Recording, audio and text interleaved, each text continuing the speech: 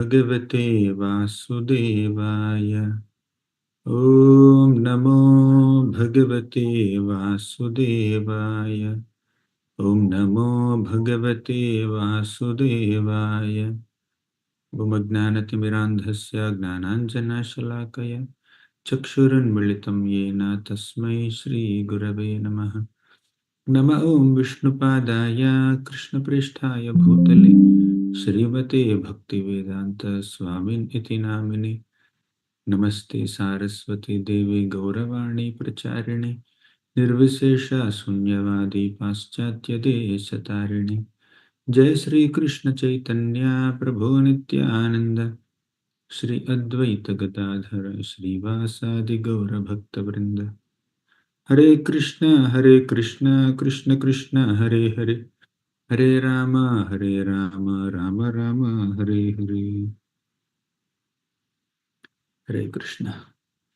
I offer my humble obeisances to all the devotees who assembled for this online session on the glories of Lord Sri Chaitanya Mahaprabhu.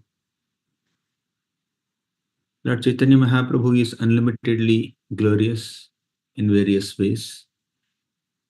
One of the foremost aspects of Lord Chaitanya's glory is that he is giving us the most valuable and precious gift without expecting anything in return. He is giving us something which is inconceivable, unimaginable, and extremely rarely attainable in all the not only three planetary systems, in the entire universe, in the entire eternal time. that rare gift that Mahaprabhu is giving us is Krishna Prema.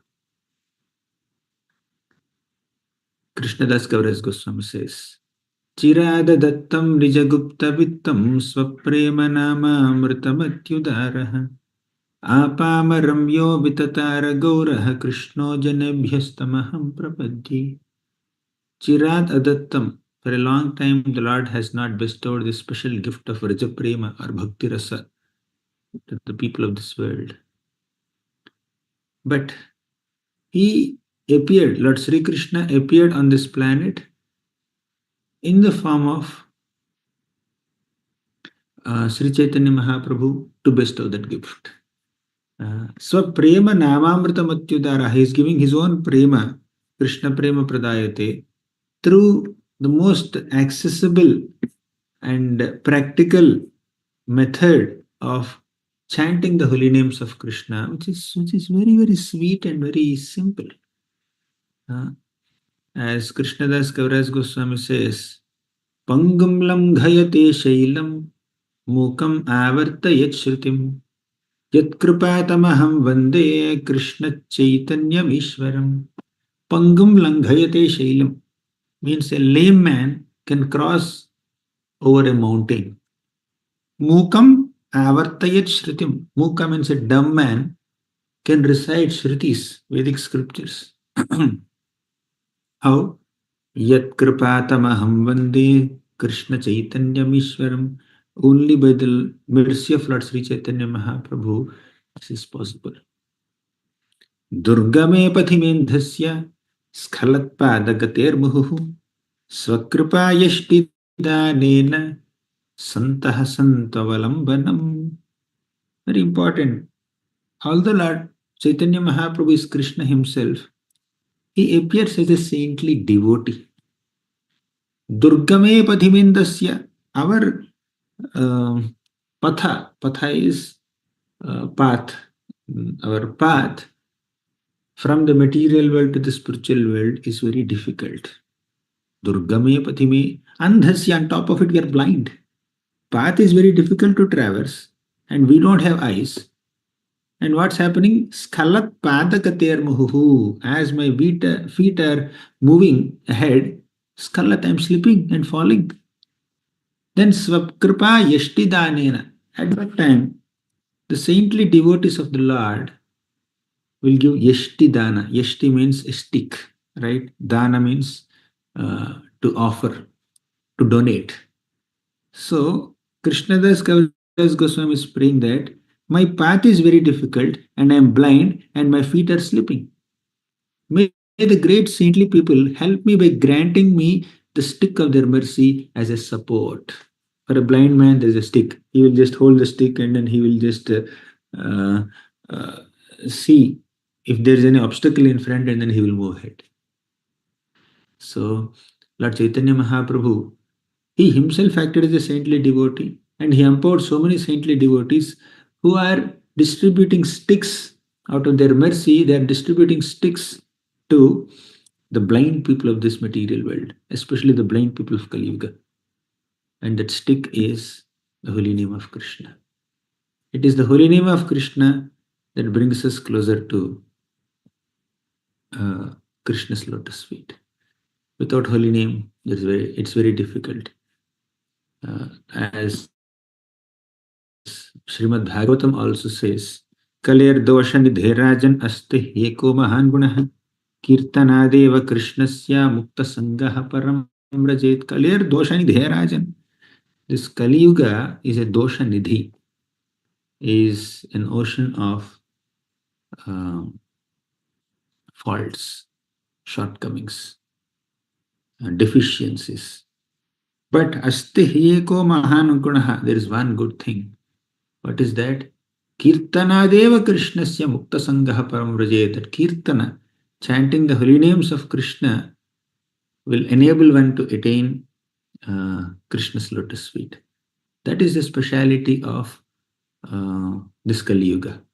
And in Kali Yuga, in this Kali Yuga, Lord Sri Chaitanya Mahaprabhu appeared. Krishna appeared as this Channavatar or Yuga avatar to spread the holy names of the Lord.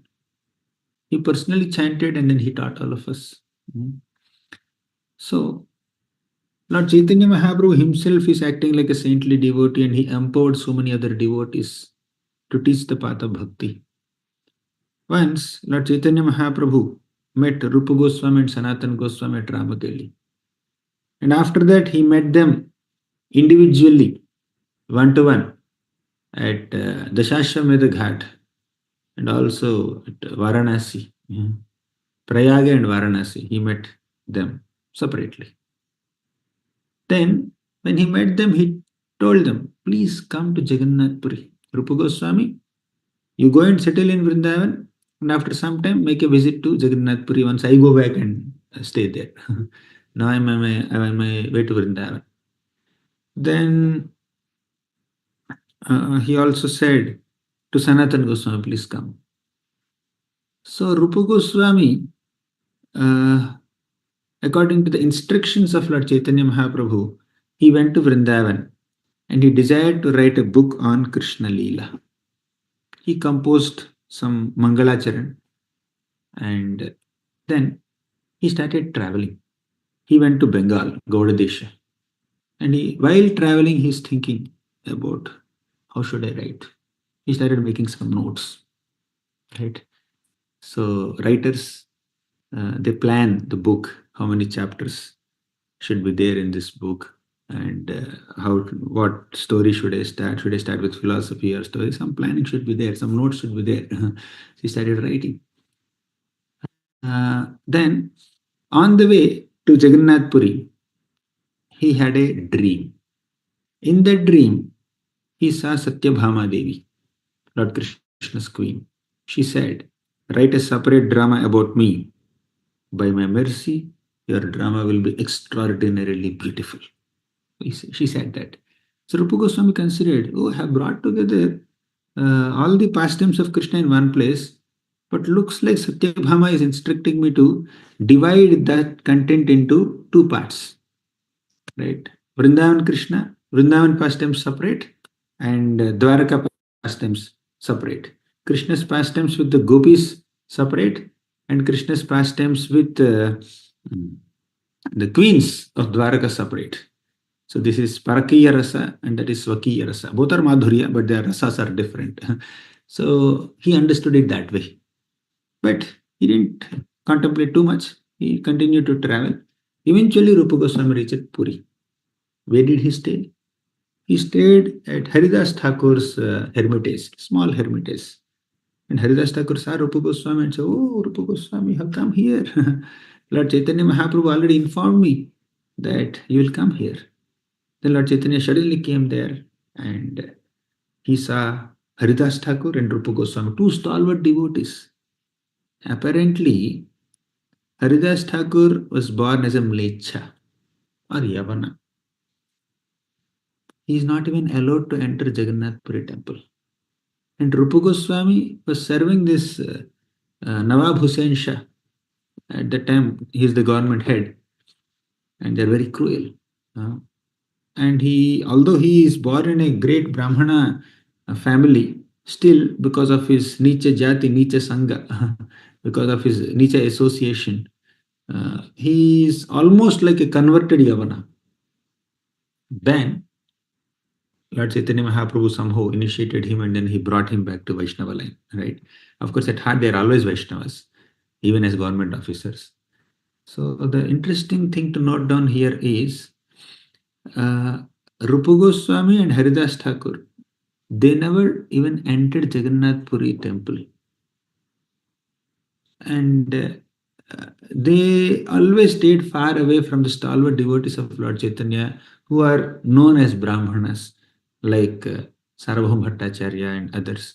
So Rupa Goswami is so humble. But Lord Chaitanya Mahaprabhu manifested the glories of Vrindavan Dham through Rupa Goswami and manifested the glories of Holy Name through Haridas Thakur. So apparently these devotees were from very unconventional backgrounds.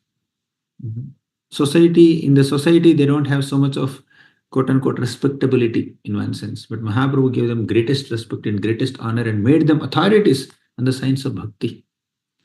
So Rupa Goswami offered obeisances to Lord Chaitanya and Mahaprabhu embraced him.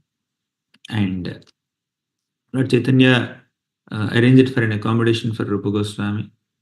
Later, the next day, Lord Chaitanya introduced Rupa Goswami to the devotees there, the devotees of Jagannath Puri.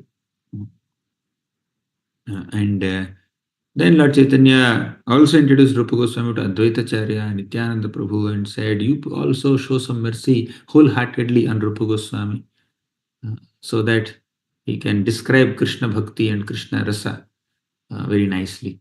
And Rupa Goswami became the object of affection for so many people. Dhira dhira jana priyo priyakaro nirmatsaro pujito. So dhira adhira jana priyo priyakaro. All the Goswamis of Vrindavan are very, very dear to gentlemanly people and ruffians also.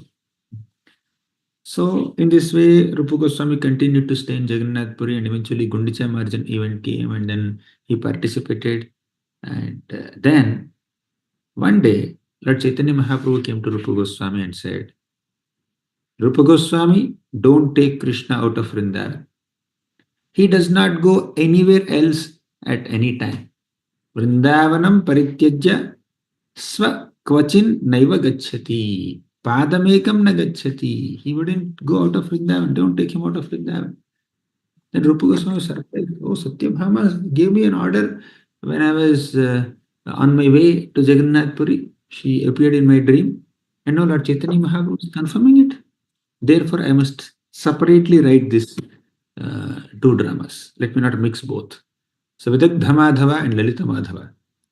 Vidagdha Madhava is a book that's filled with Krishna's pastimes in Vrindavan. Lalita Madhava describes Krishna's pastimes in Mathura and Dwaraka. That's how Rupa Goswami divided his book. Then eventually Rath Yatra came, and Lord Chaitanya Mahaprabhu, as usual, he ecstatically danced in Jagannath Rath Yatra. And especially in the Rath Yatra, Lord Chaitanya Mahaprabhu was singing a special song.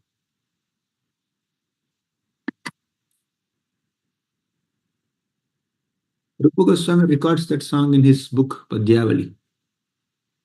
This song is very mysterious.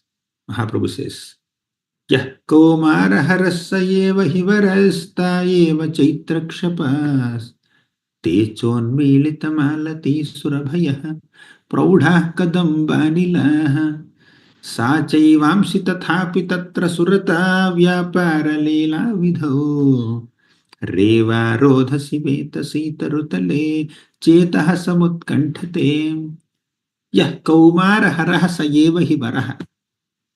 So this shloka is sung by Lord Chaitanya Mahaprabhu in the mode of Srimati Radharani, especially during the Ratha Yatra.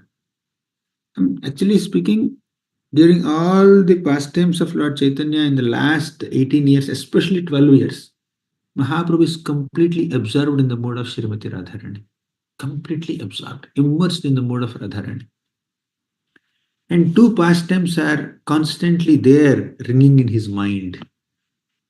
He is identifying himself as Srimati Radharani in those two pastimes. What are they? One pastime is when Akrura came to Vrindavan and took Krishna and Balaram away from Vrindavan to Mathura. That is one moment. Very, very emotional moment where Lord Chaitanya, Lord Krishna and Balaram were traveling. For the first time, they are stepping out of Vrindavan, and the gopis were completely devastated. So that is one. And second pastime is after a long, long time, so many years, again the gopis of Vrindavan had a chance to meet Krishna in Kurukshetra. At that time at Kurukshetra, like Krishna appeared as a Yadu prince, as the prince of Dwarakadhish. He's wearing a big crown. He's surrounded by elephants and horses and chariots and soldiers. He's in royal attire, not like a cowhead boy playing a flute with a peacock feather and with a small turban and not a big mukut. He's not uh, surrounded by cows and calves and gopas and gopis and peacocks and monkeys. He is very royal. Although Srimati Radharani and all the gopis saw Krishna, they were not happy. Why they were not happy? Because it's not just the person, it also depends on the ambience. The ambience also matters.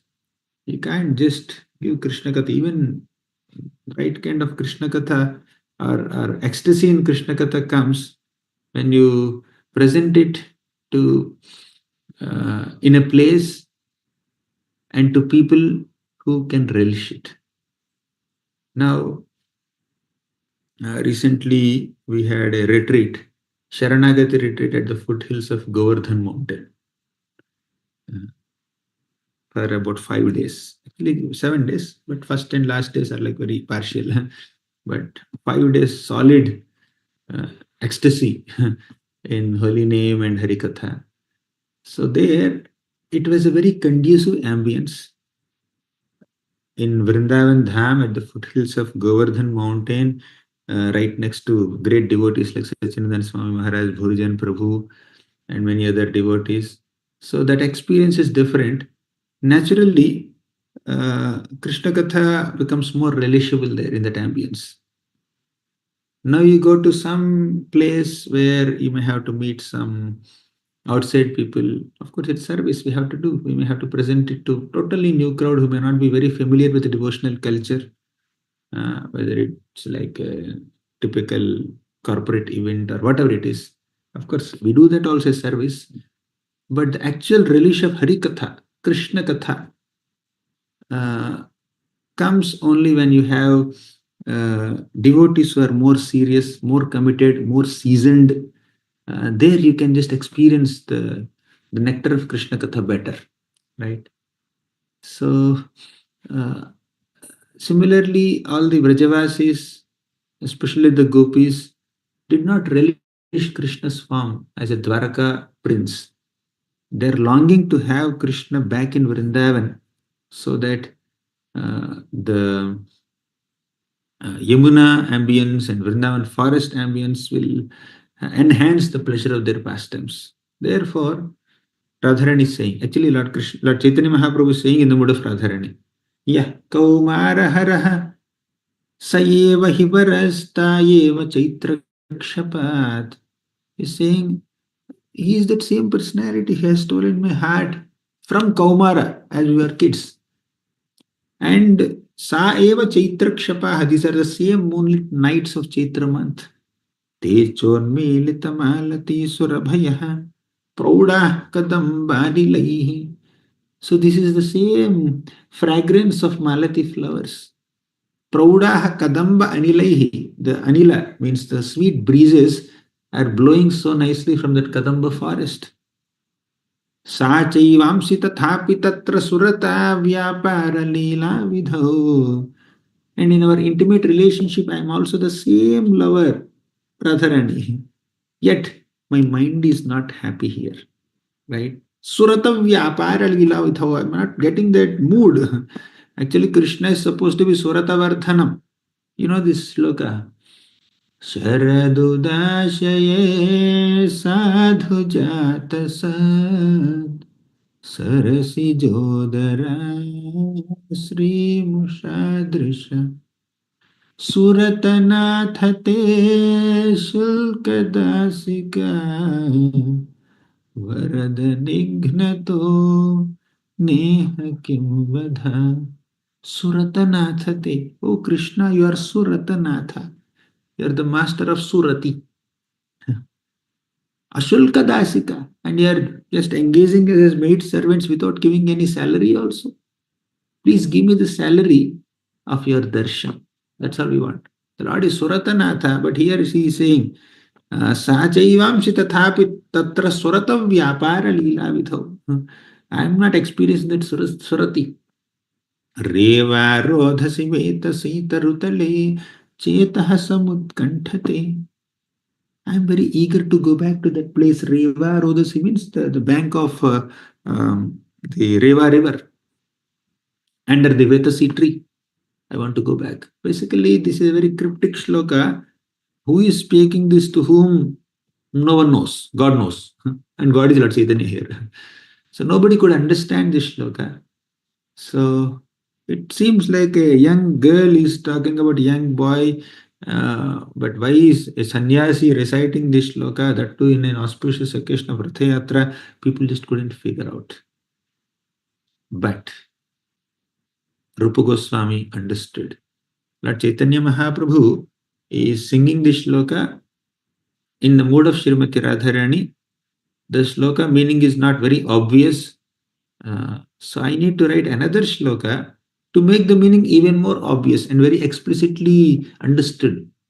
So he composed another shloka, Rupa Goswami. And Rupa Goswami wrote this in a palm leaf and put in the thatch roof and went to take bath in the sea. Meanwhile, Lord Chaitanya Mahaprabhu came to Rupa Goswami's accommodation and he saw that and he saw that he saw that Rupa Goswami has written a shloka on a palm leaf. Then Rupa Goswami completed his bath and he came back to his hut and he saw Lord Chaitanya Mahaprabhu and he fell flat at the lotus feet of Lord Chaitanya. And Mahaprabhu said, "Hey, you have written this shloka?" He just mildly slapped. Once he said, it's a loving tap. How did you know my heart, which is very confidential? I sang this shloka in Ratha Yatra, nobody could understand it except me and Jagannath, and maybe some intimate associates like Swarup Damodar Goswami and Ramanandara could understand, but everybody could not understand. So Swarup Damodar Goswami was right next to Lord Chaitanya, and Mahaprabhu showed this shloka written by Rupa Goswami to Swarup Damodar Goswami and said, "Swarupa, see, he has understood my heart." Then Swarup Damodar Goswami said, "I understand that you must have bestowed your causeless mercy upon Rupa Goswami. Otherwise, how could he understand the inner meaning of your verse, which no one can understand?" Lord Chaitanya said, yes, I met Rupa Goswami at Prayaga. And I understood that he is very eligible, suitable person to be empowered with the knowledge of rasas. Therefore, I have given him all instructions on this rasas. Then Swarup Damodar Goswami said, this is a very unique composition that he has written. So in this way, Rupa Goswami is getting so much mercy. He is getting mercy of Advaitacharya, Nityananda Prabhu, Swarup Damodar Goswami, and many other devotees. And he participated in Rath Yatra, he could see Lord Chaitanya, he could understand Mahaprabhu's heart, he wrote a sloka also, and he continued writing his books, Lalita Madhav and Vidagdha Madhav.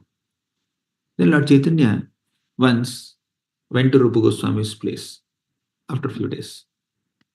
Then Haridas Thakur also was there. They both offered obeisances. And Rupa Goswami was writing his book. So Mahaprabhu just picked it up and started seeing. So Rupa Goswami's handwriting is like a row of pearls. And Lord Chaitanya saw another beautiful shloka written by Rupa Goswami. Tunde tandavi niratim vitanute tundavali labdhaye karna kroda kadambini ghatayate karnarbhutebhya spriham चेतः प्रांगण संगिनी विजयते सर्वेन्द्रियाणां कृतिम् no जाने जनिता कि यद्भिरमृतैः कृष्णेति वर्णद्वये तुंडे तांडविनी रतिं वितनुते tundavali labdhaye. Here Rupa Goswami is saying that when I chant the holy name of Krishna, it appears that the name of Krishna is dancing on my tongue, and I desire millions of tongues. Do you know in the 10th canto of Srimad Bhagavatam, Lord Krishna danced on the hoods of Kaliya, right? Lord Krishna danced on the hoods of Kaliya, and come, we can keep that. He danced on the hoods of Kaliya, and as all of you know, our tongue, Kaliya's body is like very curved and very soft, very loose. Similarly, our tongue also is like that snake, very soft, very loose, very curved. Not only physically, our tongue represents the body of a snake, even the mentality is also like that of a snake many times. The nature of Kaliya is envious, isn't it? Similarly, our tongue also does gossip out of envy sometimes.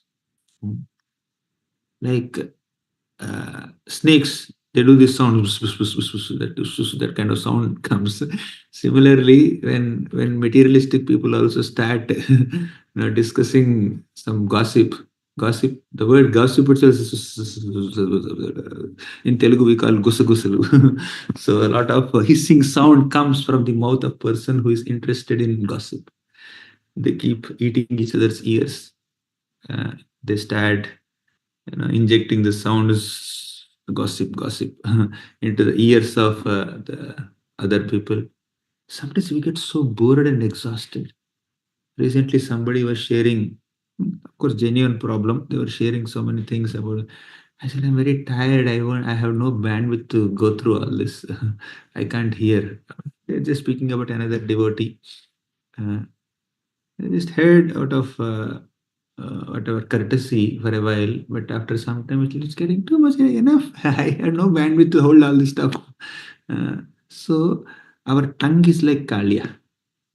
Just like snake moves like this, tongue also moves like this. Snake makes some hissing sound, tongue makes gossip. So just like when Krishna danced on the hoods of Kaliya, whichever head is not bending, Krishna is jumping on that head and started pushing it down and making it humble. So Krishna danced on Kaliya's hoods and made him humble. Similarly, we need to allow the name of Krishna, which is non-different from Krishna, to dance on our snake-like tongues. Tongue is like snake. Let Krishna's holy name dance on the tongue. Then the gossip tendency, the envious talk will just go away, right? So to control the tongue, to indulge too much in gossip, whenever you get time, utilize the tongue to chant the name of Krishna. That's what Rupa Goswami is indicating. Tunde tandavi niratim vitanute tundavali labdhaye. So he's saying that one tongue is not sufficient to relish the nectar of Krishna's name. Whenever I say Krishna's name, it's like Krishna dancing on my tongue. And I desire many, many tongues. Karnakrodakadambini ghatayate karnarbhutebhya spriham. Karnarbhutebhya spriham means whenever the name of Krishna is entering my ear holes, I desire millions of ears. Chetaha prangana sangini vijayate sarvendriyanam kritim. And when the name of Krishna is dancing in the courtyard of my heart, all my senses become completely inert. Uh, my senses are becoming inert and I don't feel like doing anything. Just like when you're watching a movie, and if the movie is very interesting, you don't feel like turning your head in any other direction. You feel that, oh, let me just focus on this movie only. And even if somebody is calling you, you don't respond to them. No jane janita ki yadbhiramurtaihi krishneti varnadvayi. I don't understand what great nectar is embedded within these two syllables, krish and na. And this is the glorification of Rupa Goswami's about the holy name of the Lord. And Mahaprabhu heard it. Mahaprabhu read it. He felt that I have not heard uh, a sweeter glorification of Krishna's name so far. This is the sweetest glorification of Krishna's name that I have heard so far. I have not heard such a sweet glorification earlier. So, hearing this, Namacharya Sri Haridas Thakur is standing there and he became so jubilant, so ecstatic. Wow, amazing, amazing. He has composed such a beautiful verse. Krishna namera mahima shastra sadhu mukhe jani. नामेरा माधुरी अच्छे कहा नहीं सुनी. Krishna namera madhura mahima. So the mahima or the glory of Krishna nama is so sweetly encapsulated in this beautiful shloka, right? And Shastra sadhumuke jani. We need to understand the glory of Krishna's name by hearing the Shastra and by hearing from sadhus. Who can tell the glory of Krishna's name? The lyric writers of some mundane movies, can they say the glory of Krishna's name? Today they may write a devotional song, tomorrow they will recommend write a mundane song about loving affairs between man and woman, totally on an essential plane. So how can they explain the glories of the name? One who has the ability to relish, the inclination to relish Krishna's name, and at least making an attempt to relish Krishna's names, will be able to explain the glory of Krishna's name.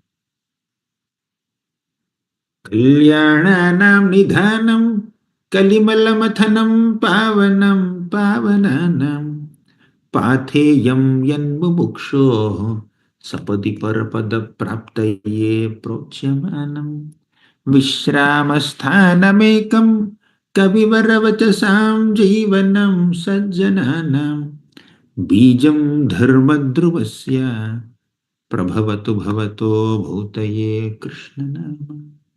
Kalyananam Nidhanam.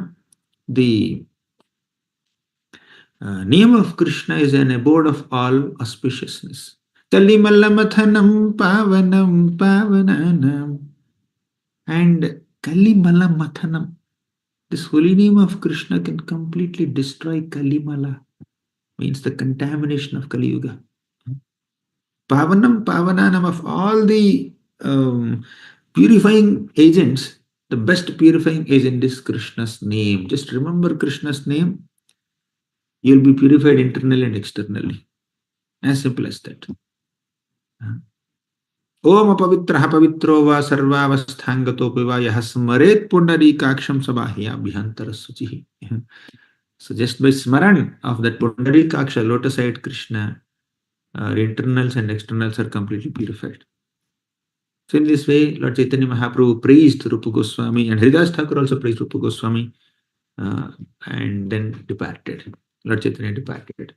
The next day, Lord Chaitanya Mahaprabhu brought many stalwart devotees like Ramananda Rai, Swarupa Damodara Goswami, Sarvabhauma Bhattacharya. He brought all of them to Rupa Goswami's place.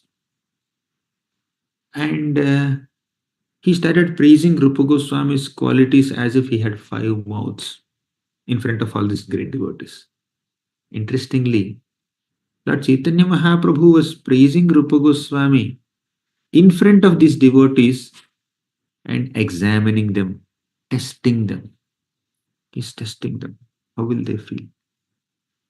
When another devotee is praised in front of us, consciously or unconsciously, an immature sadhaka may feel insecure. Insecurity is a product of immaturity. If we are mature enough, we understand that every devotee is blessed by Krishna and gifted by Krishna in a unique way. But if we are not mature enough, then we think Krishna is partial. Krishna gave more talents to these devotees, more skills to these devotees, more fame to these devotees, and he has not given that to me. Or we may think that this devotee doesn't deserve so much glory, so much praise. Why is he so influential?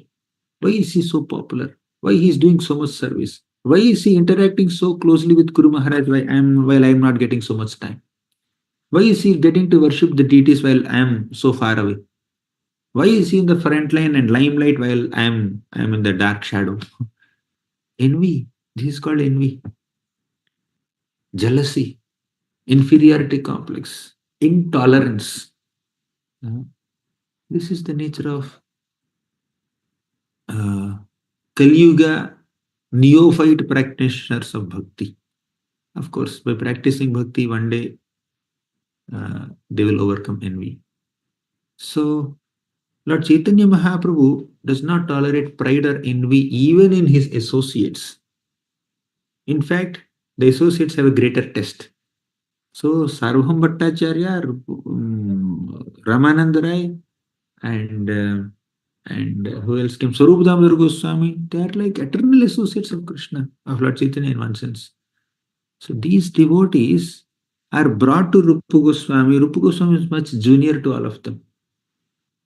Rupa Goswami met Lord Chaitanya only for few moments, few minutes in Ramakeli and 10 days in Prayaga. And now again he came. This is the third meeting of Rupa Goswami. That's all. But Swarup Damodar Goswami, Ramananda Rai, and Sarvam Bhattacharya, they are living with Lord Chaitanya. They are every day seeing Lord Chaitanya in Jagannath Puri. Considering from the intimacy perspective and accessibility perspective, availability perspective, and the amount of quantity of interaction, if you see from that perspective, definitely these devotees are very, very intimate and very close to Lord Chaitanya.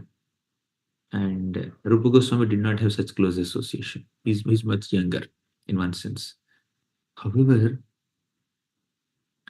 Lord Chaitanya Mahaprabhu is saying, when I glorify a younger devotee, relatively newer devotee, relatively someone who is very, who is not that intimate, how will these intimate associates feel? Right? So he wanted to examine them. Ishvara Swabhava Bhaktera Nalaya Aparad Alpaseva Bahumane Atma Paryanta Prasad. So the Lord does not take the offense of a pure devotee seriously. He accepts whatever little service, small service a devotee renders uh, as a very big contribution, right? So the Lord is like that. But sometimes the Lord also examines his devotees, tests his devotees. Bhrityasya pashyati gurun apina paradhan sevam managapi kritam bahudha बहुधाभ्युत्य पैति आविष्करोति पिशुनेष्वपि नाभ्यसूयाम् शीलेन निर्मलमतिः पुरुषोत्तमोऽयम् भृत्यस्य पश्यति गुरून् अपि नापराधान्. Even if a servant does some offense, the Lord does not take it very seriously. He is very kind, just like a mother or a father may tolerate the mistakes made by children. Similarly, the Lord also tolerates the offenses made by his devotees. Seva managapi kritam bahudhabhyudapi paiti. So, actually, even if a devotee renders very small service, seva managapi kritam bahudhabhyudapaiti. he considers it to be very great. And avishkaroti pishuneshvapi nabhyasuyam. Even if an envious person blasphemes the Lord doesn't become very angry. This is how the Lord is very kind and affectionate towards his devotees. So when Haridas Thakur and Rupa Goswami saw Lord Chaitanya coming with his intimate devotees, they both fell flat at the lotus feet of all these devotees and the Lord and offered prayers to the Lord.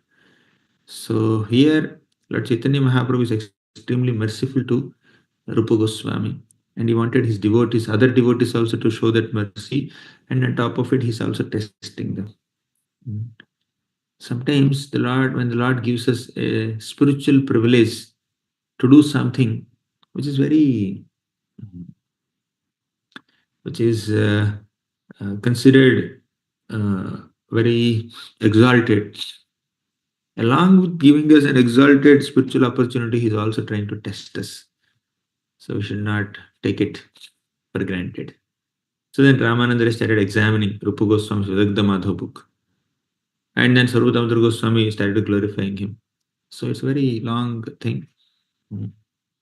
So Rupa Goswami is presenting his shlokas, and other devotees are giving their comments on these shlokas. So this whole interaction went for a while, and in this whole conversation, Rupa Goswami wrote a beautiful shloka about the dedication of Srimati Radharani. Such a beautiful shloka.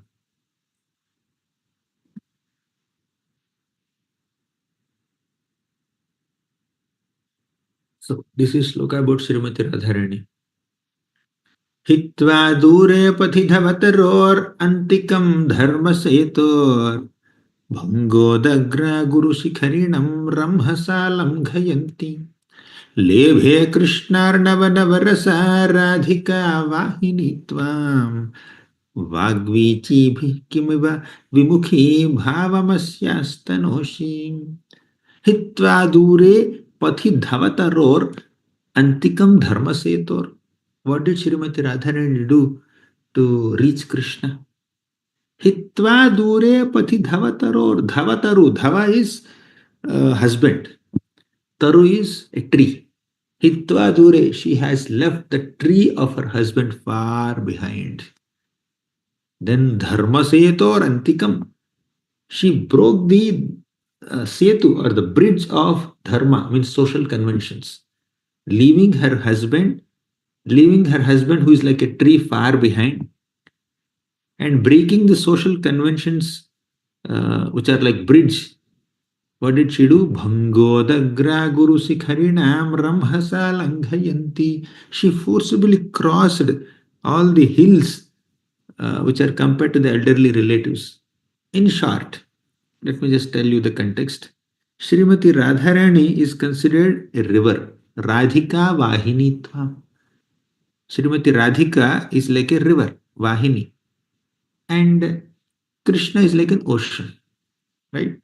Ultimately, all rivers must reach the ocean. Similarly, Radharani should reach Krishna. All gopis should reach Krishna. And all of us should reach Krishna, by the way.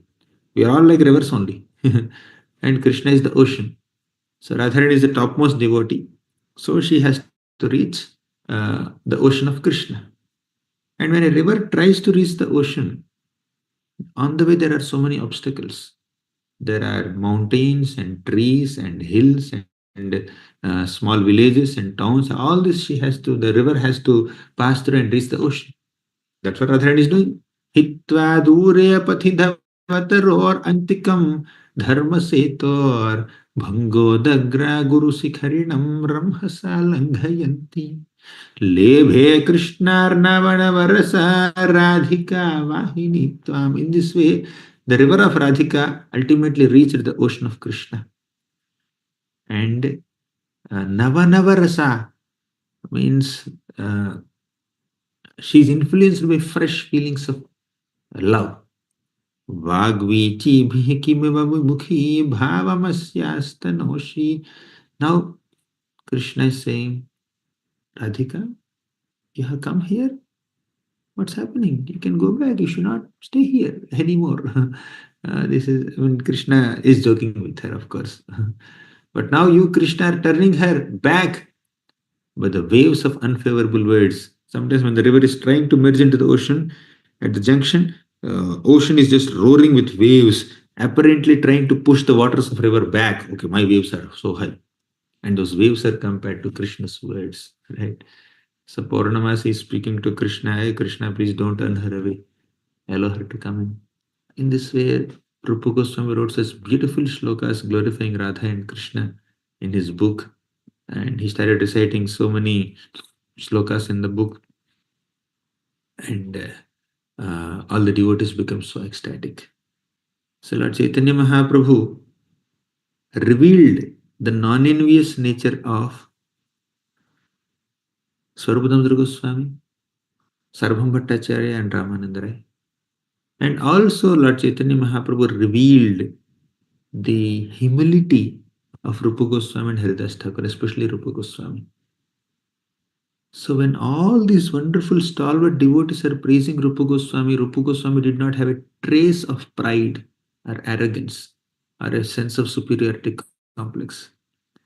And and when these when Lord Chaitanya Mahaprabhu is praising Rupa Goswami and Haridas Thakur, especially Rupa Goswami, there is no trace of envy or inferiority complex in the minds of all these people, Sarvadamodar Goswami and all of them. So, when another devotee gets some glory, we should not feel envious or insecure. When we are glorified or praised or we are given some special spiritual privilege, then other devotees, then we should not become proud. That's the message here. When we are praised, we should not become proud. When others are praised, we should not become envious. This is the message. To be able to genuinely, honestly, without any reservations, accept the glory of another devotee requires a humble heart. Only in a humble heart that feelings of envy and insecurity can't exist. The heart is filled with self absorption, self obsession, self infatuation. Naturally, one cannot accept someone else's glory. When others are praised, one feels insecure. Mera kya hoga? What will happen to me? Who will look at me? That is their mentality. Lord Gopinath ji in Ramana temple had stolen a pot of Amrita Keli Kheer for Madhavendra Puri. And he appeared in the dream of the priest of Gopinath ji temple, and said, I have hidden one pot of Amrita Keli for Madhavendra Puri. You get up and go and give it to him. So, what is the consciousness of this pujari? Was he feeling insecure? I have been serving Gopinath ji since my childhood or whatever. Year after year, month after month, day after day, I am the one who is serving him. He never stole a single pot for me. And some stranger came, some new devotee came here for the first time. He is coming to the temple, and the Lord is stealing for him. You may be staying in one place, in one center, and serving the presiding deities there. And you may be doing regular services to that deity. But don't think that you are more dear than some stranger or visitor, visitor of the temple. A visitor may be more spiritual advanced and more dear to Krishna than someone who is regularly serving. It can happen. It's not that it's necessarily so. Definitely, the devotees who are residing locally are rendering more service, more dedicated service, and yet the Lord does not see who is in close physical proximity with him. That shows all deities are one in one sense. Right? Yes, different deities are carved in different ways, but ultimately all of them are Krishna only. And one who loves Krishna sincerely will get all attention from Krishna, even if the devotee stays far away. So in those days, nobody clicked photographs of Gopinath ji and uploaded on website. And Madhavendra Puri is not downloading the dailydarshan.com and seeing the darshan of Gopinathji, Ramana Gopinath on his laptop or in his phone or in his. He does not have any Netrotsav darshan WhatsApp group where he can see daily darshan. For the first time, he's coming there. But still, the intimacy between Gopinathji and Madhavendra Puri is so much that Gopinathji changed his name only after Madhavendra Puri came for a visit. What is that? Khirchor Gopinath. He became Khirchor Gopinath. This one devotee's first visit to a temple made the deity famous. Can you just imagine the extent of love a devotee has? Suddenly, a new devotee may come to the temple for the first time, and we may be serving in the temple for 10, 15 years, 20 years. They may have more love for the Lord than us. Recently, one devotee came. I'll not tell name. He's a well-known devotee, anyways. He came to Vrindavan Vihari temple, and this devotee sees our darshan, and he even sees the gopi dots that we put on Vrindavan Vihari's face. And he's such a big fan of Radharani and Vrindavan Vihari. He had tears in his eyes as he's recollecting the darshans he saw online, and he's asking, "Give me some more pictures. I would like to see darshan while doing japa. I want to see the beautiful forms of Radha Vrindavan Bihari."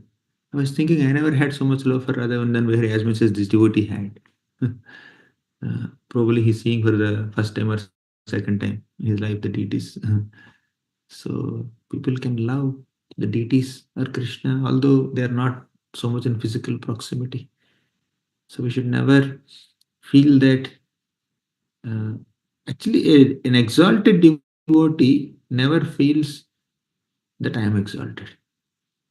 However intimate the devotee's connection with Krishna may be, the devotee feels that I lack in my service attitude, I lack in my service, I am not so close to Krishna. So it is this mood that is pleasing to Krishna.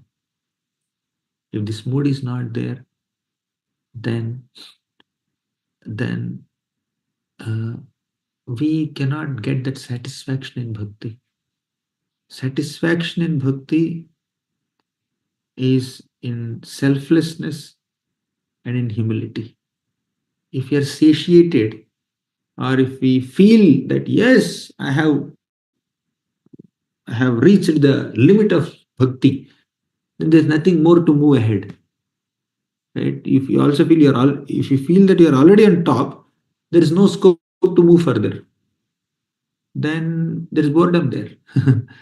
But if you always feel that I have to go to greater heights, I need to increase and expand my love. I have to go to infinite heights. Then there is excitement, isn't it? If you come to dead end, there is no movement. Journey ended there. But in bhakti, there is no dead end. Although the gopis of Vrindavan have infinite love for Krishna, every moment that infinite love for Krishna is expanding. And Krishna's beauty is already infinite, unlimited beauty. But whenever the gopis come close to Krishna, Krishna's beauty increases. And the gopis' happiness in seeing that beauty increases. And as their happiness is increasing, Krishna's beauty also increases. Like that, there is a competition between Krishna's beauty and the gopis' satisfaction seeing that beauty. And in this competition, nobody accepts defeat. Both are expanding eternally. They'll continue to expand for the rest of eternity. So, all this we can understand when we have really genuine humility.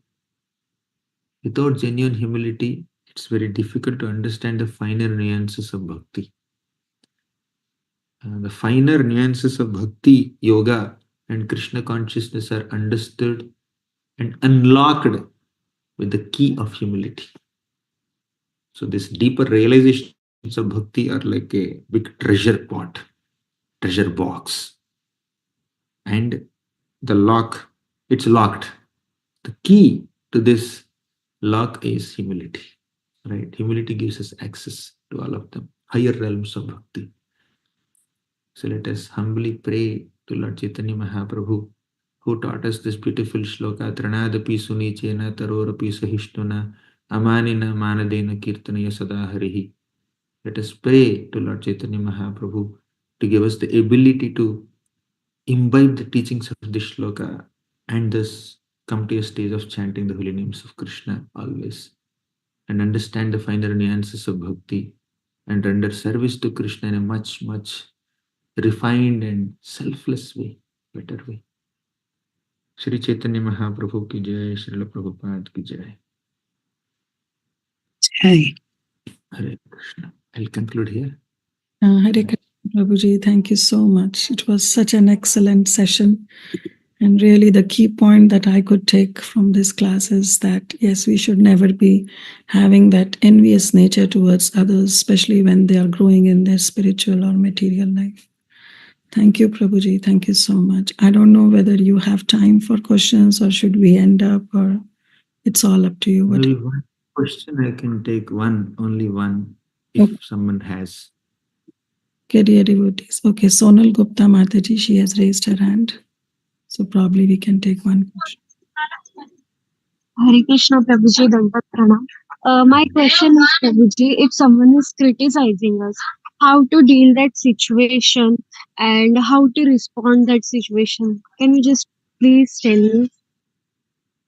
If their criticism is truthful, let's accept it as a feedback for our improvement and take that as an opportunity to grow and rectify our shortcomings and faults or flaws and improve.